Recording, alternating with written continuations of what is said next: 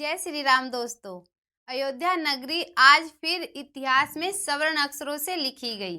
प्रधानमंत्री नरेंद्र मोदी ने 25 नवंबर 2025 को भगवान श्री राम के भव्य मंदिर के 161 फीट ऊंचे शिखर पर केसरिया ध्वज फहराया। यह केवल धार्मिक आयोजन नहीं बल्कि सैकड़ों वर्षों की प्रतीक्षा के बाद आया क्षण है। भगवान राम के मंदिर के शिखर पर फहराया जाने वाला यह केसरिया ध्वज अपनी पवित्रता और विशिष्टता के लिए जाना जाता है। इसमें ओम, सूर्यदेव और कोविदार वृक्ष जैसे 3 महत्वपूर्ण प्रतीकों का चित्रण किया गया है। इन सभी प्रतीकों का सनातन धर्म में अलग अलग आध्यात्मिक और धार्मिक महत्व माना जाता है। चलिए जानते हैं कि इन चिन्हों का क्या संदेश और अर्थ है। राम मंदिर के ध्वज पर अंकित ओम का चिन्ह सनातन धर्म में अत्यधिक पवित्र माना जाता है। यह ऐसा स्वर है जिसमें संपूर्ण सृष्टि के मूल कंपन की अनुभूति होती है। हिंदू धर्म में प्रत्येक पूजा और मंत्र की शुरुआत ओम से ही होती है, क्योंकि इसे दिव्यता और शुभता का स्रोत माना गया है। ओम को ब्रह्मा, विष्णु और महेश तीनों शक्तियों का संयुक्त रूप भी कहा गया है, जो संसार के सर्जन, पालन और संहार का प्रतीक है। ओम का होना वातावरण में सकारात्मकता ऊर्जा को बढ़ाता है, इसलिए इसे ध्वज पर प्रमुखता से दर्शाया गया है। ध्वज पर बनाया गया सूर्य का चिन्ह भगवान श्री राम की सूर्यवंशी परंपरा को दर्शाता है। प्राचीन मान्यताओं के अनुसार सूर्य देव के वंशज व्यवस्था मनु ने यही वंश आगे बढ़ा और इसमें श्री राम अवतरित हुए। कथा यह भी कहती है कि राम के जन्म के समय सूर्य का रथ थम गया था, जिससे एक माह तक रात्रि नहीं हुई।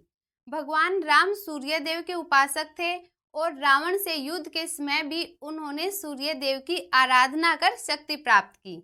इसी कारण ध्वज पर सूर्य प्रतीक श्री राम के तेज, शक्ति और वंश गौरव का सूचक है। कोविदार वृक्ष अयोध्या की प्राचीन पहचान और पवित्रता का सूचक है।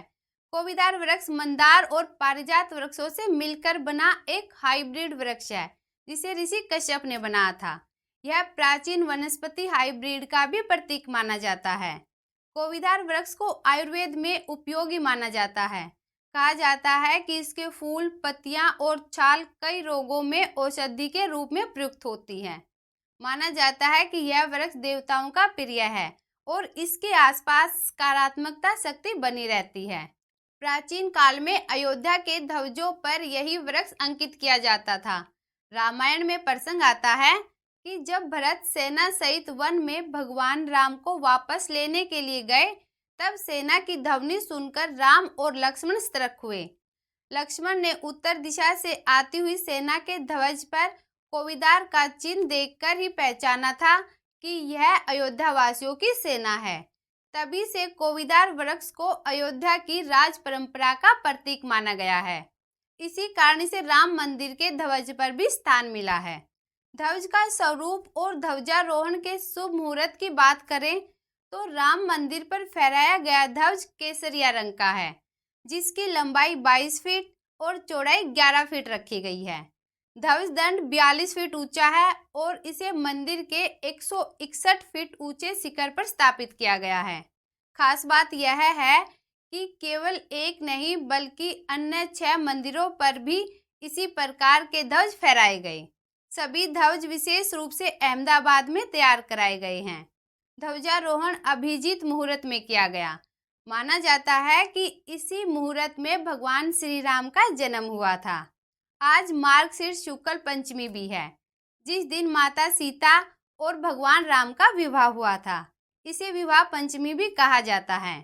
गरुड़ पुराण में कहा गया है कि मंदिर के शिखर पर लहराता ध्वज देवता के होने और भगवान की महिमा और संरक्षण का संकेत देता है। जिस दिशा में ध्वज लहराता है वह क्षेत्र पवित्र माना जाता है। इसलिए यह पावन ध्वज अयोध्या में लहराकर दुनिया को यह बता रहा है कि यहाँ भगवान श्री राम की छत्रछाया और दिव्य आशीर्वाद सदा कायम रहेगा। आज का यह क्षण केवल अयोध्या का नहीं बल्कि हर भारतवासी के हृदय का उत्सव है। भगवान श्री राम के आदर्श, मर्यादा, साहस, त्याग, धर्म और कर्तव्य अब अयोध्या की हवाओं में फिर से गूंज रहे हैं। जय श्री राम।